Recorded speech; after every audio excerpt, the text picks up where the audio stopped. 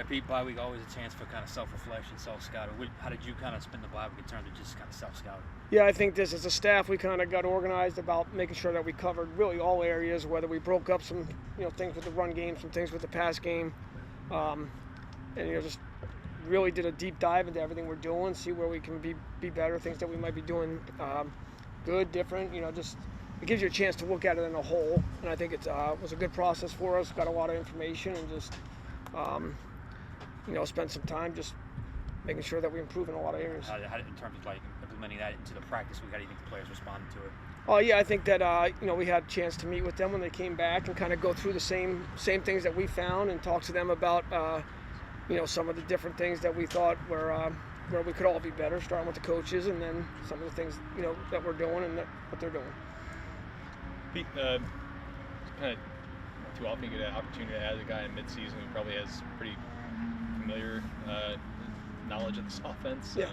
So, what kind of benefit, I guess, is that when you're adding a guy like Marquez back? Yeah, I think the number one thing is that you said is that he knows the offense. He knows, where to line up. He knows the schemes. I think that's probably one of the most important things, especially when you're bringing in a guy where, you're 10 weeks into the season, 11 weeks.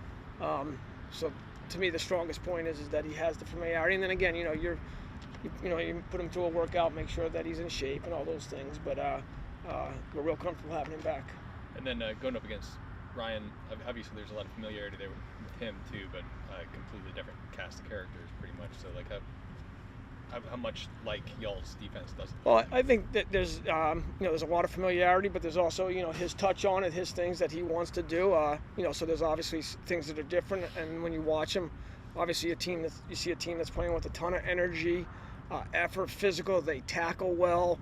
I think they're stout against the run. When you look at the secondary, it's a solid defense, and they're just making plays on the ball. So I think that he's obviously done a great job with them. He's got them playing hard, physical.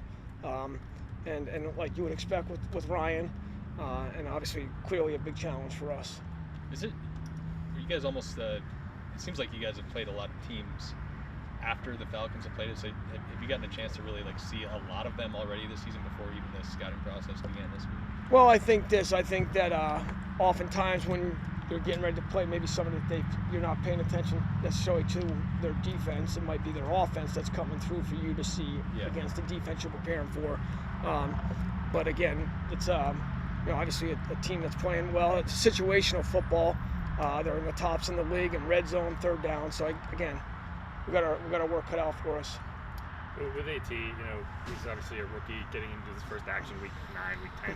Have you seen his confidence kind of grow from training camp? Yeah, I think the more I thought throughout training camp, you saw a player that got more and more confident. The more opportunities he got, the more familiar he got with the offense.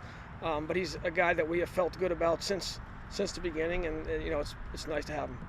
Was this bye week especially valuable when it came to working with Derek Carr and getting a chance to kind of review what's working for him, what's not working for him, how you can put him in a better chance to succeed? Yeah, I think part of what the bye week, as I was saying earlier, just we had an opportunity to really get together as an offensive staff and making sure we covered everything. Whether Doug talked to the run game guys and kind of split up the responsibility and getting the pass game and really going through that whole process for a couple of days and then having an opportunity to visit with not only Derek but the whole team and just kind of, hey, these are some areas that, starting with the coaches, we got to be better, and then some of the things that we felt like we needed to improve on. Has there been sort of the trial process with a new quarterback? I mean, has that led to some of the sort of stops and starts that the offense has had this season where you guys are still trying to figure out what works? I think as we went through the self-scout, one of the biggest things I think is our third down numbers haven't been great really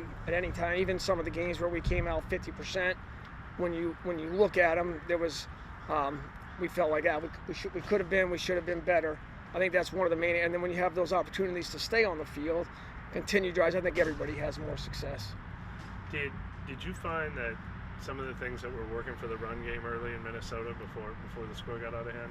Yeah, I thought the culmination of some changes you had made. I think we had done a couple things differently, and I felt like in that game until we got into the situation where now we were playing catch up, and all of a sudden the run game was non-existent. I thought we We blocked. I thought the O-line played well. I thought they did a good job with the run game. I thought we had, a lot of positive in that area. Yeah, with the Taysom Hill reps, I could be wrong, but I think since week 2 is the last time that you've seen Taysom Hill with a quarterback rep with Derek on the field. I'm just curious, is that a change? Is that something that's kind of been phased No, I out? think that could. No, I just think it can be. It can just depend on maybe the scheme or the play. So I don't think that's anything. I guess if you were to look at the statistics and the numbers, you would say a lot of times Derek's been off the field, but it doesn't have to always be that way. That's part of the game plan, and then so there's always you have both in the game plan usually every week, and obviously another thing that the game kind of got in a situation last week where we didn't get him enough opportunities. And just in terms of like when you do have both of them in the personnel, is it just you get lighter looks from the defense? I think that there's probably some chances that maybe they make. You'd have to maybe talk to some of the defensive coaches, but I think that there's opportunities there's times where you might get a little bit something different when Derek's off the field as opposed to maybe having both of them on. And then sometimes, oh, good. No, I was gonna say sometimes maybe as Derek runs out, they maybe adjust as well to seeing Taysom back there. I was gonna say, how much of a focus has it been to get, I guess, those things in place ready for Taysom? And a lot of times, those plays go away when you chase them. Yeah, I think that again, we go into it's not any secret. We go into a lot of game plans with a heavy dose, and sometimes it's an opportunity of just like the game got out of hand a little bit last week, but me also giving him those opportunities. Okay. Thank you all. Okay.